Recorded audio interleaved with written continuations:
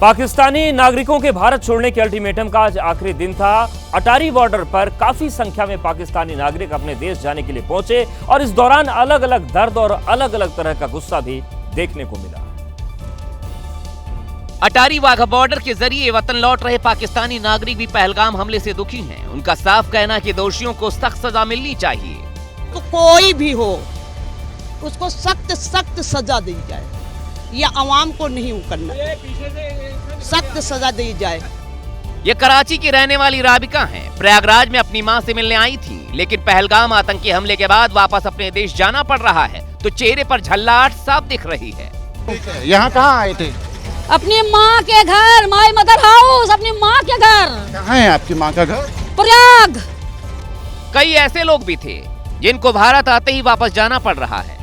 लोगों से मिले भी नहीं जिनके लिए आए थे, जाहिर है उनको तो इन्फॉर्मेशन ही नहीं मिल पाई कि ये पहुंच गए कि वो लोग आ जाते हैं या हम जाते हैं उन तक। पाकिस्तानियों को जारी किए गए मेडिकल वीजा 29 अप्रैल तक वैध रहेंगे। इसके बाद उनको भी अपने वतन वापस लौटना होगा।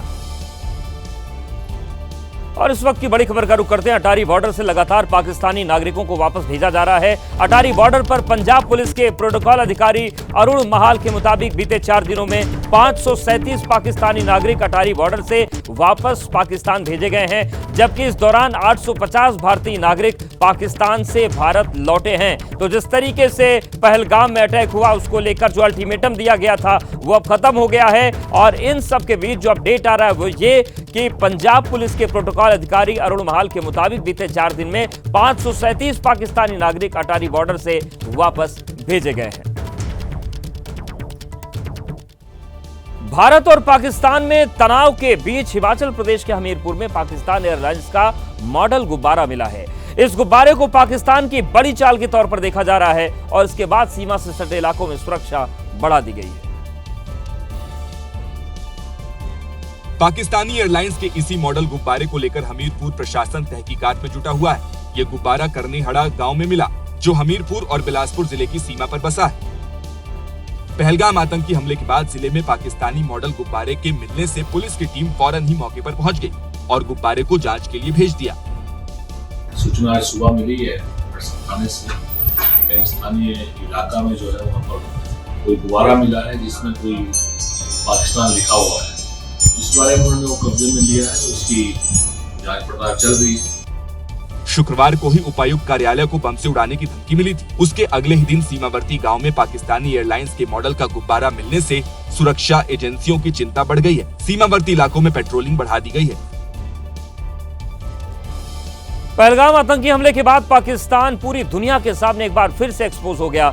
दुनिया के कई मुल्क इस हमले की निंदा कर रहे हैं। यूएई के राष्ट्रपति मोहम्मद बिन जायद अल नहयान और ईरान के राष्ट्रपति ने पीएम नरेंद्र मोदी को फोन किया। दोनों नेताओं ने पहलगाम में हुए आतंकी हमले की कड़ी निंदा की। दोनों देश के नेता इस बात पर सहमत हुए कि आतंकवाद को हर रूप में खारिज किया जाना चाहिए। वहीं पीएम मोदी ने भारत की इस दृढ़ प्रतिज्ञा को दोहराया कि इस घिनौने अपराध के अपराधियों और उनके समर्थकों को इसका खामियाजा भुगतना होगा। इधर खाड़ी देश भारत और पाकिस्तान के बीच तनाव कम करने की कोशिश कर रहे हैं। सऊदी अरब और मिस्र भारत के साथ साथ पाकिस्तान से भी बातचीत कर रहे हैं। ईरान ने सार्वजनिक रूप से कहा है कि वो भाईचारे वाले पड़ोसियों के बीच बेहतर समझ बनाने के लिए अपने अच्छे संबंधों का इस्तेमाल करने के लिए तैयार है। हालांकि भारत किसी भी विदेशी देश द्वारा मध्यस्थता का लगातार विरोध करता रहा है, लेकिन उसने लगभग पूरे राजनयिक समुदाय को हमले के संभावित पाकिस्तान लिंक के बारे में जानकारी दी है। भारत ये बताना चाहता है कि पाकिस्तान ही वो देश है जो आतंकवाद को समर्थन देता रहता है।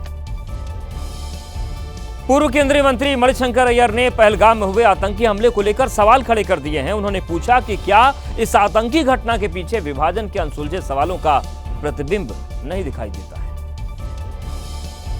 सीधी बात यह है कि मणिशंकर अय्यर ने पहलगाम आतंकी हमले को विभाजन से जोड़ दिया है। उनका कहना है देश राज भी विभाजन का नतीजा भुगत रहा है। I think many people almost prevented partition, but partition happened. This how we should be living. Is not the unresolved questions of partition reflected in the terrible tragedy that was enacted near Pahalgam on the 22nd of April.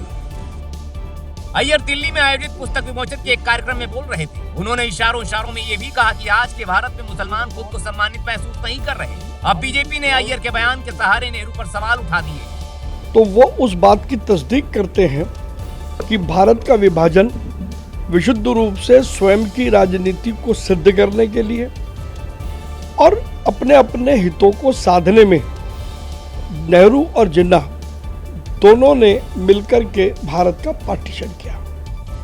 Manishankar Iyer पहले भी अपने बयानों के चलते विवादों में रह चुके हैं और एक बार फिर उन्होंने यही काम किया है।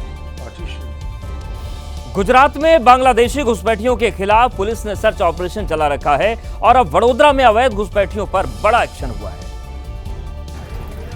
वडोदरा में पुलिस का एक्शन बीती रात हुआ, जब पुलिस ने अवैध बांग्लादेशी घुसपैठियों की पहचान के लिए एक विशेष अभियान चलाया। पुलिस ने 500 से अधिक लोगों की पहचान की, जिनमें से 5 लोगों के पास से बांग्लादेशी दस्तावेज मिले, जिन्हें हिरासत में लिया गया।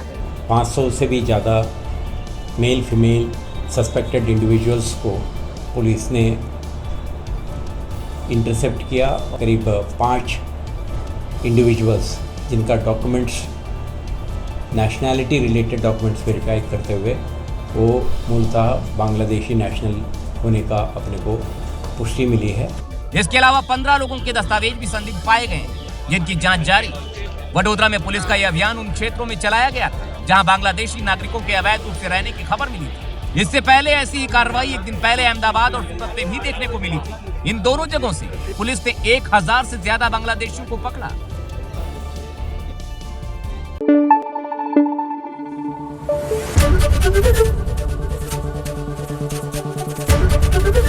एबीपी न्यूज आपको रखे आगे।